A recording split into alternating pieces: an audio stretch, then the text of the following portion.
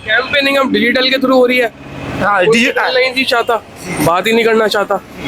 आप face to face नहीं मिलेंगे तो यही होगा। भाई विकास हो, गुंडागर्दी खत्म हो गई, सबसे मेन बात तो ये है। खत्म हो गई सर। अच्छा, रोड बना दिए गए, हाईवे बना दिए गए, बहुत चीजें मतलब खत्म हो चुकी है। सिर्फ एक इस सरकार में हमने एक चीज तो देखी थी कि हिंदू मुस्लिम का भेदभाव तो कहीं कहीं हमें नजर आया इसमें, बाकी वैसी। हेलो दोस्तों, मैं मुजफ्फरनगर में हूँ। जैसे इलेक्शन चल रहे हैं लोकसभा 2024 के 3 चरण के इलेक्शन हो चुके हैं। मुजफ्फरनगर में इलेक्शन पहले चरण में ख़त्म हो गए थे। यहाँ मुजफ्फरनगर की पब्लिक से पूछेंगे कि अभी वे क्या देख रहे हैं, 3 चरण के इलेक्शन के बाद कौन सेंटर में आएगा।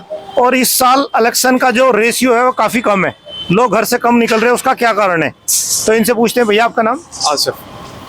अच्छा ये बताओ, आप तो यूथ हैं, इस बार यूथ का किस तरफ रुझान है? 3 चरण के इलेक्शन हो चुके हैं, उसके बाद क्या लग रहा है आपको? आईएनसी की तरफ है। लोग घर से बाहर क्यों नहीं निकल रहे? वोट का परसेंटेज कम है इस बार। आप काम नहीं करेंगे, आप काम नहीं करेंगे गवर्नमेंट में आकर, या लेकिन वोट तो हम अगेंस्ट में भी डाल सकते हैं ना। इसमें डाल सकते हैं आप। मैं आसपास की बता दूं, मेरे जितने मिलने वाले हैं, वोटिंग के लिए एक पर्ची आती है, कुछ लोगों को वो नहीं मिली। अच्छा, इस बार ये देखा गया जितने भी कैंडिडेट खड़े, किसी भी पार्टी से खड़े, पहले डोर टू डोर कैंपेन करते थे। आजकल वो इस साल बंद हो गया, काफी लोग कम आए हैं वोटिंग, मतलब वोटिंग के लिए बोलने के लिए इस पार्टी को वोट दो। का कैंपेनिंग अब डिजिटल के थ्रू हो रही है। हाँ, डिजिटल नहीं जी चाहता, बात ही नहीं करना चाहता। आप फेस टू फेस नहीं मिलेंगे तो यही होगा। अच्छा एक चीज बताइए, अभी इंडिया अलायंस का आप बात कर रहे हैं। इंडिया अलायंस ने अपने मैनिफेस्टो में कई चीजें लिखी हैं। जैसे एक तो उन्होंने लिखा अग्निवीर योजना को हम रोल बैक कर लेंगे। रोल बैक करेंगे जी। इसके लिए तो आर्मी भी अगेंस्ट है। आप अगर फीडबैक्स देखें तो उनके जो जनरल हैं, जो सुपीरियर पोस्ट पे हैं, वो इसके अगेंस्ट है। एक उन्होंने बोला मुस्लिम्स को अलग से रिजर्वेशन दिया जाएगा। कई स्टेट जैसे कर्नाटका है, बिहार है और केरला में कहीं इसमें मुस्लिम्स के लिए रिजर्वेशन है। तो आप इस पे क्या कहेंगे कि देश में धर्म के या जाति के नाम पे रिजर्वेशन होना चाहिए या नहीं होना चाहिए? देखिए, जो क्रीमी लेयर हर जगह है, ये तो creamy layer, non creamy layer. Non creamy layer जो नहीं आ सकते, नहीं है फाइनेंशियल इतने स्ट्रांग नहीं है, वहाँ तो ये डेफिनेटली होना चाहिए। पहले से ही चलता आ रहा है, अब क्यों हटाना है? नहीं, पहले से SC ST है, अच्छा OBC है और EWS है। 59.5% रिजर्वेशन आज के टाइम पे है। उसमें सभी धर्मों के हैं, चाहे वो हिंदू हो, क्रिश्चियन हो, मुस्लिम हो, अलग अलग के, किसी के ज़्यादा हैं, किसी के कम है। जैसा OBC में कई मुस्लिम्स भी आ रहे हैं। पॉपुलेशन को देखते हुए, पहले इतनी पॉपुलेशन नहीं थी इंडिया में, अब है। पॉपुलेशन को देखते हुए परसेंटेजेस आप कम कर दीजिए, एकदम से हटा देंगे। नहीं, हटाने की बात नहीं कर रहा हूँ मैं, कम जी नहीं। वैसे सुप्रीम कोर्ट का ऑर्डर ये था कि 50% से ज़्यादा रिजर्वेशन नहीं होना चाहिए। टोटल रिजर्वेशन जो है सबका मिला के नॉट मोर देन 50%, जबकि आज तो 10% ये मिला के भी, EWS मिला के 59.5% हो गया। तो अभी कुछ जो इंडिया अलायंस है उसमें 5, 6 या 7 जितना भी परसेंट मुस्लिम्स के लिए करेगी, तो वो क्या रिजर्वेशन उनकी जो अपर लिमिट है उसे और क्रॉस नहीं करेगा। और जनरल कास्ट है, चाहे किसी भी धर्म में, उसके लिए वो कम नहीं करेगा उनकी अपॉर्चुनिटी को। अब मुझे इसके बारे में इतना नहीं नॉलेज है, क्योंकि हम OBC में एक ऐसे सेक्शन से हैं जहाँ पे नॉन क्रीमी लेयर अप्लाई नहीं होता है। चलिए, तो रिजर्वेशन की बात होगी। अब ये बताइए, यूथ के रोजगार के लिए क्या करना चाहिए? देखिए, पहले तो अपॉर्चुनिटीज़ क्रिएट हो, अपॉर्चुनिटी क्रिएट होनी चाहिए। जॉब नहीं होगी तो आपको हम ऐसे ही बैठे दिखाई देंगे बाहर, जैसे मैं भी बैठा हूँ, मैं भी ग्रेजुएट हूँ।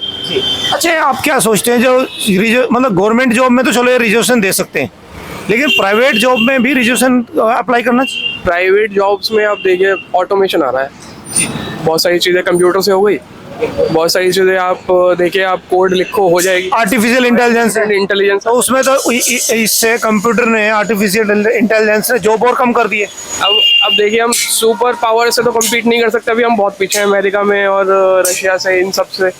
वहाँ धीरे धीरे आ रहा है, हमें भी धीरे धीरे करना चाहिए। यहाँ तो जॉब्स एकदम से स्लैश हो गई कि आर्टिफिशियल इंटेलिजेंस आ गया, हमने चलाना सीख लिया और चलो जी 10 बंदे बाहर। तो आपकी नेक्स्ट प्राइम मिनिस्टर किसे देखना चाहते हैं, जो सबको साथ सब मतलब खासकर यूथ का ख्याल रखे और यूथ को जॉब क्रिएट करने में हेल्प करे? चांस देखिए, हमारे जो माननीय प्रधानमंत्री जी हैं अभी, नरेंद्र मोदी जी, उनसे भी कोई आपत्ति नहीं है, ऐसा नहीं है। पर अगर इंडिया अलायंस आती तो इंडिया अलायंस में सबसे जो है ना एलिजिबल प्राइम मिनिस्टर कैंडिडेट कौन है आज आपके हिसाब से? राहुल गांधी एक मतलब, हाँ उनका थोड़ा सा डिसबैलेंस है, मतलब सोशल मीडिया के थ्रू हम देखते हैं कि कैसा है, डिसबैलेंस है स्पीच में कैसा है, बट आप उनकी पुरानी स्पीच सुनेंगे और वर्सेस अब की स्पीचेस सुनेंगे, आप देखेंगे कि कैसे बात करते हैं पब्लिक से, तो काफ़ी चेंजेस हैं। एक इम्प्रूवमेंट हुआ है। एक चांस उन्हें भी सही।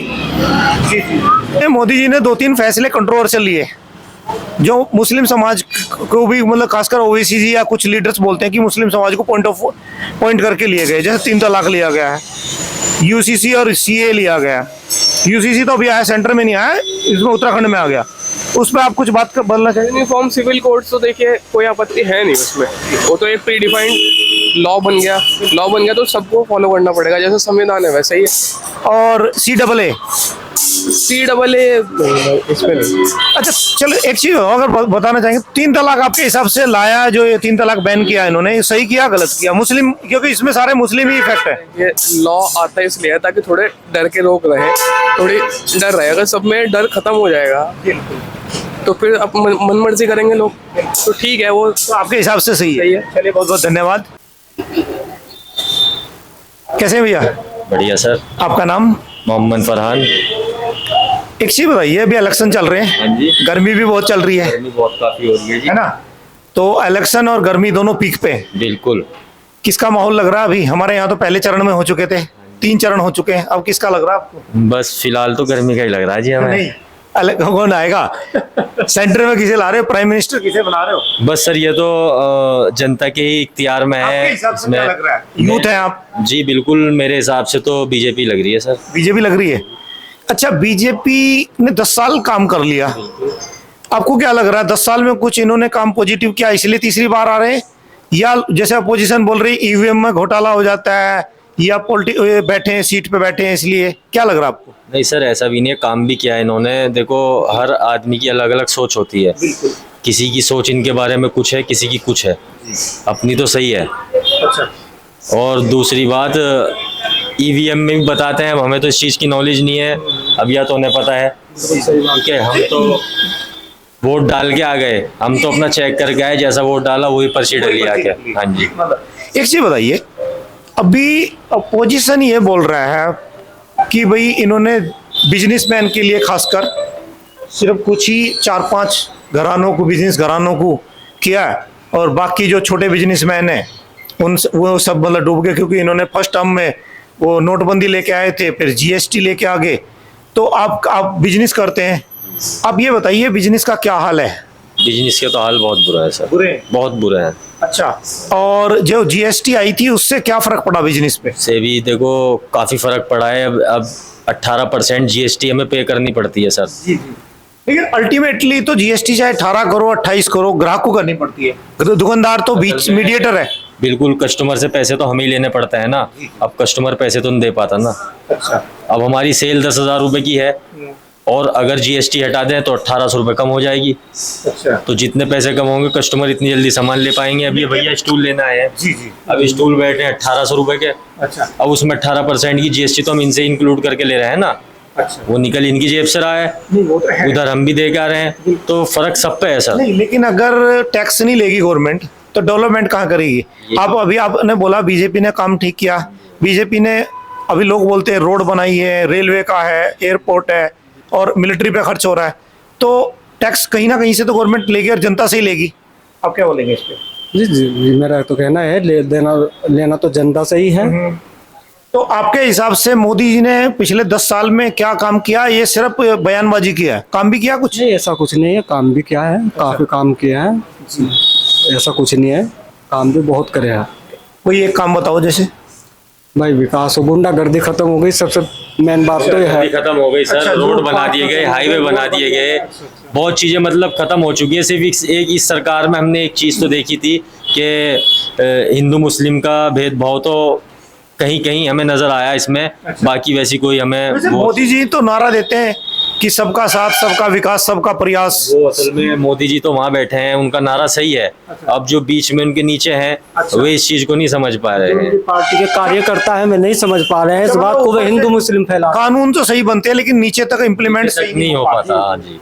अब वो तो मोदी जी तो बिल्कुल बेस्ट तरीके से लेके चल रहे हैं, अब जिनके हाथ में वो आता जा रहा है वहाँ गड़बड़ी हो जाती है। अच्छा, एक चीज बताइए, अभी चाहे अपोजिशन हो या ओवैसी हो, असुद्दीन ओवैसी जी हो, ये बोल रहे हैं कि इस गवर्नमेंट ने जब से आई 2014 से अब तक हिंदू मुस्लिम किया हुआ है, इसमें आप क्या कहेंगे, क्योंकि आप मुस्लिम वर्ग से। बिल्कुल बिल्कुल नहीं, हम ये तो नहीं कह सकते कि बीजेपी ने किया है, लेकिन यह भेदभाव तो लोगों के बीच डाल ही दिया है। जो गवर्नमेंट की पॉलिसीज हैं, या आयुष्मान हो या इसका प्रधानमंत्री आवास योजना हो या अन्य योजना जो राशन बट रहा है, उसमें लग रहा है उसमें भी कुछ भेदभाव हो रहा है। नहीं, उसमें भेदभाव इतना नहीं है, लेकिन स्टार्टिंग में जब वो स्टार्ट हुई थी योजना तो उसमें काफी विकास हुआ लोगों का, लेकिन उसके बाद तो गायब ही हो गई योजना है। नहीं, जैसे अभी उज्ज्वला योजना है या कोई भी, अब जैसे घर बन के मिल रहे हैं गरीबों को, चलिए आपको तो नहीं मिला होगा लेकिन आपकी जान पहचान में ऐसे तो नहीं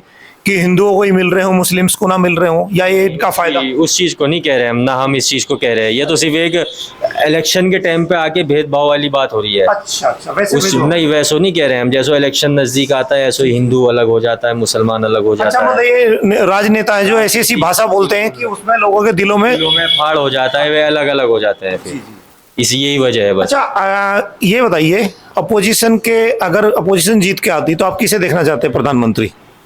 बस सर ये तो टाइम ही बताएगा। देखिए, आप और हम बोल तो सकते हैं कि बनने वाला तो उनके ऊपर बात है। नहीं, वो क्या राहुल गांधी को कंसिडर करेंगे पीएम कैंडिडेट? नहीं, वैसे तो हम पीएम के कैंडिडेट में मोदी जी को ही देखना चाहेंगे, बाकी अगर नहीं जीतते तो फिर कोई भी आ जाए, हमें कोई दिक्कत नहीं है। देखिए, ठीक है सर, धन्यवाद।